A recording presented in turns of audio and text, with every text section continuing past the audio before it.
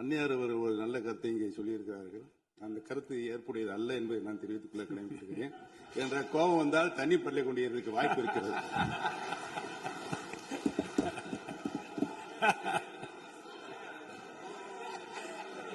உறுப்பினர் பேசலாம். இப்போ தண்ணி பாட்டில் தான் வீசணும் கிடையாது, டம்ளர்ல கூட வீசி அடிக்கலாம். உறுப்பினர் ஒரு நிமிஷம். தலைவர் அவர்களே, நம்முடைய மாண்புமிகு முன்னாள் முதலமைச்சர் அண்ணன் ஓபிஎஸ் அவர்கள் ஒரு நிலையை குறிப்பிட்டு அதை எரிவதற்கான தண்ணி பாட்டிலை எரிவதற்கான வாய்ப்பு இருக்கிறது என்று சொன்னார்கள். ஒருவேளை அவருடைய தனிப்பட்ட அனுபவத்தின் காரணமாக அதை அவர் இங்கே குறிப்பிடுறார் என்பதை நான் அறிய விரும்புகிறேன்.